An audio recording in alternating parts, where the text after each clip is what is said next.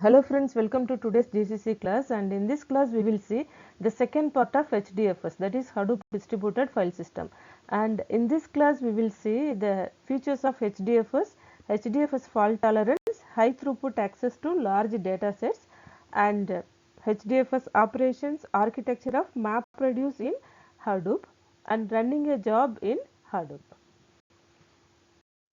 First, let us see the features of HDFS. HDFS can store large quantity of structured as well as unstructured data, and the HDFS also provides the reliable storage for data with unique feature of data replication. And the essential features of HDFS are large data sets, variety and volume of data, high performance, high scalability, high availability, replication, data integrity, high throughput, data locality, concurrency control, fault tolerance and security requirements. So, these are the important essential features of HDFS. HDFS has two important characteristics. First one is HDFS fault tolerance and second one is HDFS high throughput access to large data sets or large data files. Let us see these two characteristics in detail. The first one is HDFS fault tolerance. The Hadoop system is designed to be deployed on low cost hardware by default. Hence, hardware failure in the system is a common one rather than exception case.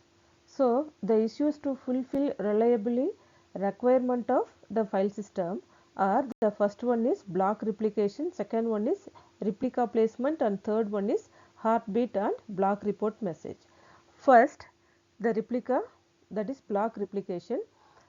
HDFS stores a file in a set of blocks, that is the file will be divided into blocks, small sized blocks, and each block is replicated and distributed across the whole cluster, and the default replica size is 3. And replica placement, where the copy, that replica means copy of the same file, where we are going to place those replicas. HDFS stores one replica in the same node, that is where the original data is stored, and another replica on different node but the same rack. And the last one is different node in different rack, so which provides 3 copies of same data. And third one is heartbeat and block report message. Here we are having heartbeat signal and block report signals, which are periodic messages sent to the name node by the data node in a cluster. The second one is HDFS high throughput access to large data sets or large data files. HDFS is designed for batch processing rather than interactive processing, and here the data access throughput in HDFS is more important when compared to the latency. All the applications which are run on HDFS are having very large data sets, and individual files, that is the very big input files, will be broken into number of blocks, and the block size is normally 64 MB, which allows HDFS to decrease the amount of metadata storage per file. Advantages here: the list of blocks per file will shrink as the size of individual block decreases. That means, if we are having a huge data file, if the block size increases, then the individual size of blocks will be decreased. That is, we are going to store only the number of blocks, and keeping large amount of data sequentially within a block. So, large amount of data will be stored within a single block, and HDFS provides fast streaming of data read. Okay. So, we can easily read all the data from a single block if we store more number of data in a single block. HDFS operation. HDFS will perform two important operations. First one is read operation and write operation. The roles of name node and data node in the managing of these operations, that is the read operation as well as write operations. We will see first the reading a file, that is read operation. First, the user sends open request to the name node to get the location of file blocks. So, user is here, name node is here. The user will sends request for open to get the location of file blocks, and next for each file block the name node returns the address of a set of data nodes which containing replica information for the requested file. So, the block will be stored in 3 different places: default, data node, and this is another data node, this is another data node. So, these data nodes are containing the same block of file. Okay. And next one, the user calls read function to connect the closest data node which containing the first block of the file. So, it gives the request to the read function to the closest data node. This data node is very close to the user, right? And then establishes connection is terminated. This connection will be terminated after reading the data from this data node. This connection will be terminated, and the same process is repeated for all blocks of requested file until the whole file is streamed to the user.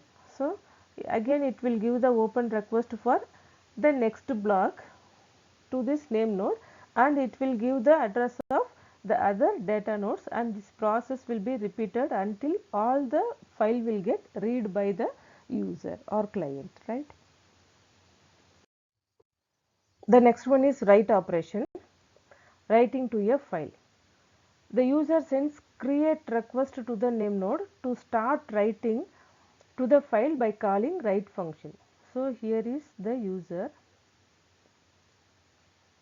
and name node. Okay. So, the user sends the create request to name node to start writing data to a file by calling write function. Okay. The first block of file is returned to an internal queue termed as data queue. Okay. And the data streamer monitor its writing into data node. So, the local data, that is local queue, will be created. This is data node. Okay. And the data streamer is going to monitor the writing into data node by data streamer. Okay. Since each file block needs to be replicated by a predefined factor, and data streamer first sends request to name node.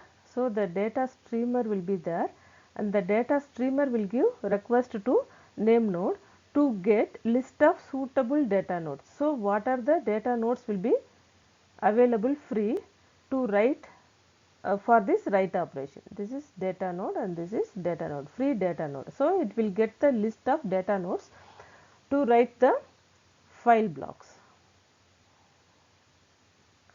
and it has to store the replica of the same block also. So, first it will write the block into data node 1, and it will get another free data node to store the replica of same block. So, this is called as writing to a file. The architecture of MapReduce in Hadoop. So, Hadoop is having two important layers. The first layer is MapReduce engine, and second layer is Hadoop distributed file system, that is HDFS, and both are having master slave architecture only. Master slave architecture. So, in the MapReduce engine, the master is job tracker and slaves are task trackers. We are having more number of task trackers and only one job tracker in MapReduce engine. When come to HDFS, here we are having name node as master. Name node is master node and more number of data nodes. Okay, and master node contains the metadata and namespaces, and data node contains the actual input, that is block of input. The very big file will be divided into fixed sized blocks, and those blocks will be stored into different data nodes which are readily available. Okay. MapReduce has master slave architecture which consists of single job tracker which will act as a master and more number of task trackers, and they will act as slaves or workers. Here job tracker manages the MapReduce job over the cluster, and it is responsible for monitoring job and assigning task to task trackers, and task tracker manages the execution of map and reduce task on a single computation node in the cluster. The task tracker node has number of simultaneous execution of slots, and each task tracker node are executing either map function or reduce function. And the slots are defined as number of simultaneous threads which are supported by CPUs of task tracker nodes, right? And a task tracker node with n CPUs and each supporting m threads. So totally we can execute m into n simultaneous slots. Okay, and there is one-to-one correspondence between map task of task tracker as well as the data blocks of corresponding data node. So task tracker data node one-to-one correspondence. The next one is running a job in Hadoop. Here the data flow in running a MapReduce job at various task trackers using Hadoop library. And in this diagram we are having three different types of components. The first one is user node, and second one is job tracker, and third one is task trackers. So these are all task trackers. Right? And user will submit their job to job tracker, and the job tracker will allocate those tasks to different task trackers, right? And the task tracker is having CPU slots to execute the particular task. If it requires any data, the corresponding data block will be assigned from the data node to this task tracker, and all the nodes in the cluster will give the heartbeat signal to the master node. All the slave nodes which are connected to the master will repeatedly send the heartbeat signal to monitor the health of Hadoop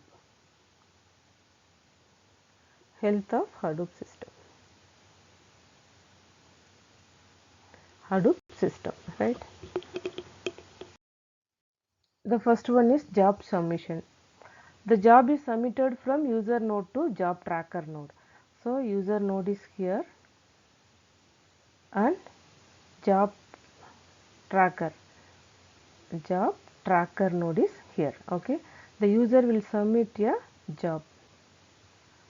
job to job tracker, and this might be situated in different node within the cluster with the following procedure. The first step is user node ask for new job ID from the job tracker. So it requests job ID from the job tracker and computes the input file splits. And the second step is user node copies the same resources such as jobs jar file, configuration file, and computed input splits to the job tracker's file system. So it will copy all those things to this file system of job tracker. And the third step is user node submits the job to the job tracker by calling the submit job function. So by using submit job function, it will submit the job to the job tracker. The next one is task execution. Here the control flow execute a task that will start inside the task tracker. The task may be either map or reduce, that will copying the jobs jar file to the file system, and instructions inside the jobs jar file which are executed after launching the JVM. JVM means Java Virtual Machine, to run the map function or reduce task. And next one is task running check. The task running check is performed by receiving the periodic heartbeat messages to the job tracker from the task tracker, and each heartbeat notify the job tracker that sending task tracker is alive or not, and whether the sending task tracker is ready to run a new task or not. So these are the messages will be sent to the job tracker. The next one is task assignment. Here the job tracker creates one map task for each computed input splits by the user node, and it assigns the map task to execution slots of the task tracker. And job tracker consider the localization of data when assigning the map task to the task tracker. The job tracker also creates reduced tasks and assigns them to the task tracker, and number of reduced task is predetermined by the user, and there is no locality consideration in assigning them. Up to this we have seen the architecture of Hadoop distributed file system, and in this part 2 we have seen the HDFS features, HDFS fault tolerance, high throughput access to large data sets, HDFS operations, architecture of MapReduce in Hadoop, running a job in Hadoop. And in next video we will see another important topic from grid and cloud computing subjects, and thank you.